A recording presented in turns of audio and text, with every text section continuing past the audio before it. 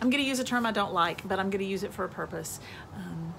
Doodles are considered designer dogs, and that sounds kind of bougie, kind of fancy, but the reason they're called designer dogs is because they are designed with a specific purpose in mind. There is a specific look. There are specific traits that they are bred for. So the term fits in terms of, was it designed to fit the criteria for what people are looking for in a doodle. Now, some are okay with an unfurnished doodle. They're beautiful dogs. But if you're looking for furnished and you're looking for a specific type of designer dog, you do want to know that the breeder has done their research and done the testing to provide that for you. Is your breeder invested in you long term? And again, does that matter to you? We have a puppy page called A Doodle is Heaven to Love that's for puppy owners only. So you can't just send me a request for that page if you're not one of our owners. And that's a place where you can keep up with litter mates. I will post tips and tricks. My assistant's great at posting different things for you too. Why does someone always drive a really loud car when I'm making a video? I don't know. They're not even that close, but it's so loud. We also post tips, things that are poisonous for dogs, new things about food, training, potty training, leash training, just so you can ask questions. Maybe another owner will answer it, maybe I'll answer it. We learn all kinds of things from each other, and we're invested in you. We love knowing that we still talk to people that have had puppies from us from a long time ago, and we're invested in you and the future with your dog. So is your owner invested in you and is going to be there for you, or does that even matter? I mean, do you feel like, I don't really need that, that's okay, I don't need it? Maybe you don't, but you still want to know, is that breeder willing to be invested in you? Are they going to disappear after that litter? We would really love it if you will like and subscribe to our channel. It's not a big commitment for you. You just liking it, giving us a thumbs up helps our ratings. And subscribing means you'll get the videos once a week. You can turn off notifications, but we'd love for you to turn on notifications so that you can see them. We're not gonna overwhelm you with a bunch of videos, but we hope that we can provide something that's gonna be a benefit to you.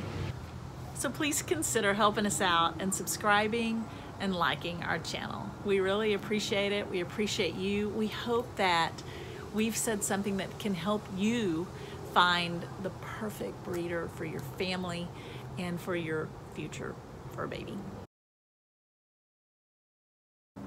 Okay, socialization.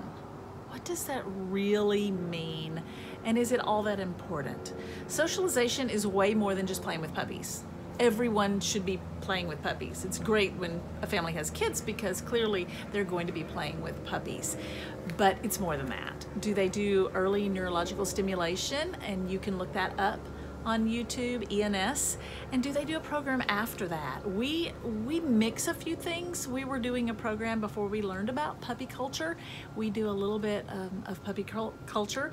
We also do a little bit of Avidog and some things that we've added in. So it's experiences, it's textures, it's sounds, it's all kinds of things to bring to the table for your puppy to experience, because 0 to 12 weeks are really critical, and it's important for us as a breeder to give your dog the best experiences in that first 8 weeks, and then it's up to you for the 4 and then after that, which is still important too, but it's kind of like 0 to 3 in children. It's really important to give them those experiences so they're prepared for kids, they're prepared for other people coming in the home, they're prepared for the public, other dogs, all kinds of things. That can make a real difference in what kind of puppy you have. Now, puppies are going to be puppies, and I am not going to kid you. They are crazy for the first year, sometimes a little more than a year. They're going to bite, they're going to chew, they're going to get into all kinds of trouble, they're going to test you. And with Doodles, they're super, super intelligent because many of the mixes are taking some of the smartest dogs and putting them together. So they're going to test you, and if you don't train them, they're going to train you. So it's very critical to, while you're waiting for your puppy maybe to be born, or you're waiting to get on a reservation list, do your homework. Look at what you want to do, what you want to train, so that you don't accidentally train in the wrong things for your puppy. And if your breeder has set up a program for socialization, it's going to be critical and it's going to help you tremendously. Our puppies are litter box trained, and no, they're not cats, but they are trained in pine pellets, so they go potty in there, and that's setting them up for potty training. Now, you're gonna have to do your homework when they get home because they have itty bitty bladders. You're gonna have to do your homework when you get home, but we've set it up for you so that you're ready. And you can watch our video on potty training and see the tips we have there. Does your breeder have a health guarantee? Some do, some don't. Is that important to you? Why is it? Should it be? That's up to you to decide. But most breeders, again, that have been breeding for a while, are going to guarantee against any genetic life-altering disease, trait, anything like that, because they've done the testing, so they know what they're producing.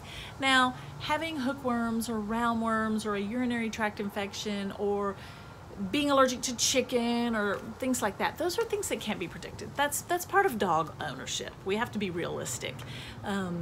Things happen, just with children, with dogs, things happen. But genetic life-altering things, there should be some type of health guarantee for that, provided that they've been tested for that and the breeder knows that's not gonna show up because they've been tested for it. Now, you can't test for everything, but you need to do your very best to test for everything that can be tested for as a breeder. And you want to ask about the health guarantee and what that means and what that looks like in terms of your puppy. Does your breeder have references? We don't get a lot of people who ask us for references, but we are certainly willing to give them when they ask. We do give them our vet's name. We also give them 10 to 12 references, so they can pick any one or all and ask them.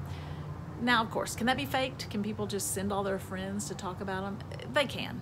That'd be a lot of effort to do 10 or 12. And I think you can ask enough questions that you would know, do they really have a dog? Do they really have one of the breeder's dogs? So if you do ask us, we have 10 or 12 references, and there's that car again. Always a loud car when I'm making videos. Are they gonna share those willingly with you? And more than one or two. He's still going. Why can't he go somewhere else to do this? Are they going to be able to give you those references and so that you can call and you can check, or their vet? Now, some vets don't want to do that necessarily, but most good vets are going to be willing to vouch for you. They're going to have someone there, one of the vet techs or something, that's going to vouch for you as a breeder. We're at our vet a lot. We have a lot of dogs. We breed a lot of puppies, and we have a very close relationship with our vet. And they are always willing to talk to someone and give a reference for us because they're invested in us too.